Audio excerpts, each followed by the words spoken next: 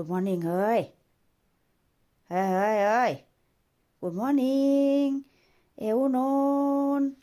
สบายดีตอนเช้าบ่โดนเดียดห่วยก็หลายภาษาเนาะเอาภาษาไทยเพิ่มซะบ่สวัสดีครับสวัสดียามเช้าอ้าวมื้อนี้สุดหล่อมานอนนะแม่เว้ยแม่ปลุกแล้วเอาหมอนใส่หัวไว้ปะนี่เอา เอ๊ะใส่แล้วเว้ยช่วยแล้วเว้ยลุกขึ้นไปเฮ้ยเห็นไหมพี่ปานาอาคนยังเอาเป็นตาสั่งแท้เอ๊ะเห็นบอกเขาไปโรงเรียนได้ยินบอกน่ะ นั่นเขาลมกันอ้อมแอมหะนะแม่ปลุกแล้วเอาหมอน เอาหมอนปิดหน้าไว้กีก ไปโรงเรียนบ่เนาะจะสายแล้วเจ๊นมอุ่นแล้วเลยไปนมแม่อุ่นแล้วเรียบร้อยกับอาเยตัส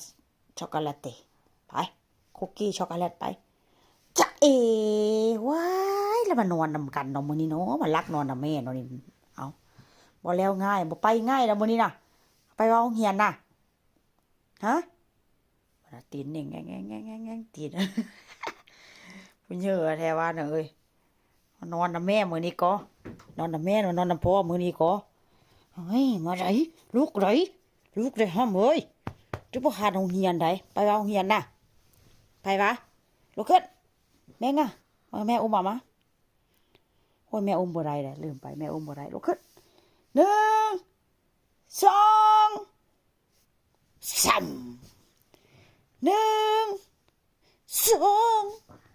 3สุดที่ตื่นได้แม่ไปก่อนเด้อเสียเนอะแค่ไหวเดี๋ยวลูกได้ไปกินนมแล้วจะมาแปรงฟันลุกขึ้นนะลุกขึ้นไว้ลุกขึ้นไปก่อนเด้อเสียเนอะบ๊ายบายเอ้ยกินแล้วไปกินไปแปรงฟันล้างหน้าลูกเขาจะเหม็นปากได้ไปโรงเรียนเขาจะเหม็นปากในใดคนหล่อๆบ่ซี่เขี้ยวบ่เป็นติบ่ไม่เห็นผมนี่นะผมแม่แล้ววันนี้ผมแม่เฮ็ดอ้ายนะมาหมดไปมาหมดแล้วเจ๊ยาใสแล้วเจ๊มาจ่อเสียยายแม่งามาหมดเห็นบอกเขาไปโรงเรียนได้ยินบ่น่ะ นั่นเขาลมกันอ้อมแอมหะนะแม่ปลุกแล้วเอาหมอน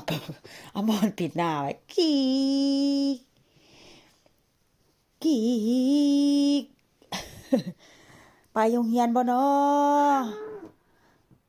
จะสายแล้วเจ๊นมอุ่นแล้วเลยไปนมแม่อุ่นแล้วเรียบร้อย